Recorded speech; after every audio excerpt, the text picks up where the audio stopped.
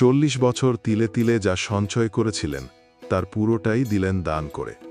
চট্টগ্রামের একজন সাধারণ মানুষ কাজী মোহাম্মদ আলী তার 40 বছরের সঞ্চয় দিয়ে যা করলেন তা কেবল উদারতা নয়, এক অবিশ্বাস্য মানবিকতার নজির। জমানো টাকায় বাড়ি বানাননি, গাড়িও কেনেননি। জীবনের শেষ প্রান্তে এসে তিলে তিলে জমিয়ে রাখা 50 লাখ টাকা তিনি এককালীন দিয়ে দিলেন শিশুদের ক্যান্সার চিকিৎসায়। পেশায় ছিলেন একজন বিক্রয় প্রতিনিধি। মধ্যবিত্ত পরিবারে জন্ম নেওয়া কাজী মোহাম্মদ আলী জীবনের শুরু থেকেই জানতেন কিভাবে স্বপ্ন দেখতে হয়। 6 ভাই 3 বোনের বড় সন্তান তিনি। বিএসসি পরীক্ষা দিয়ে সংসারের হাল ধরেন। জীবিকা শুরু করেন একটি ফার্মাসিউটিক্যাল কোম্পানিতে বিক্রয় প্রতিনিধি হিসেবে।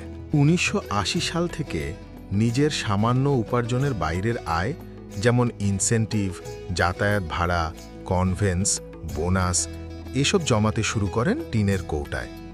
পরিবারের কেউ জানত না কৌটার ভেতরে জমছে একটা স্বপ্ন। এভাবেই 40 বছরের দীর্ঘ এই নিঃশব্দ সঞ্চয় পৌঁছায় 50 লাখ টাকায়।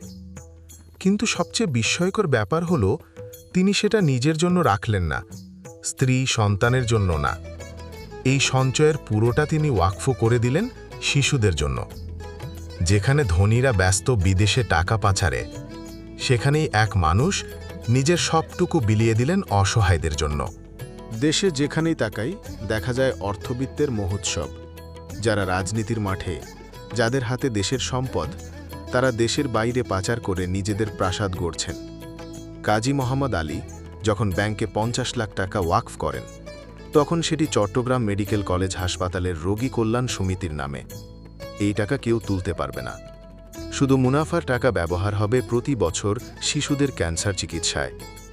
2022 সালের এই ঘটনা গণমাধ্যমে এলেও তা যেন অনেকের কানে পৌঁছায়নি। এই সমাজে এমন হাজারো চমৎকার খবর ভেসে যায় বেপরোয়া বিলাসের খবরের ভিড়ে। অথচ এই গল্পটি হওয়া উচিত ছিল সংবাদপত্রের প্রথম পৃষ্ঠার শিরোনাম। দেশের নীতি নির্ধারকদের উচিত ছিল সম্মানের মঞ্চে দাঁড়িয়ে তার হাতে জাতীয় সম্মাননা তুলে দেওয়া। অথচ আমরা এই মানুষটাকে এখনও সেভাবে চিনি না। অথচ কোনো রিয়ালিটি শোতে কেউ যদি কান্নাকাটি করে, তাকে ঘিরে উৎসব পড়ে যায়। আসলে অন্তর বড় হলেই মানুষও বড় হয়। কাজী মোহাম্মদ আলী আমাদের মনে করিয়ে দেন, ভালো কাজ করতে ধনী হতে হয় না, মানুষ হতে হয়।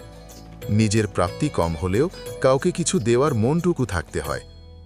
আজ যারা ধনকুবের হয়ে দেশ চালাচ্ছেন, রাজনীতি করছেন, কোটিপতির কোট চাপিয়ে বিলাসের ফুলঝুরি ঝরাচ্ছেন, তাদের মাঝে যদি এমন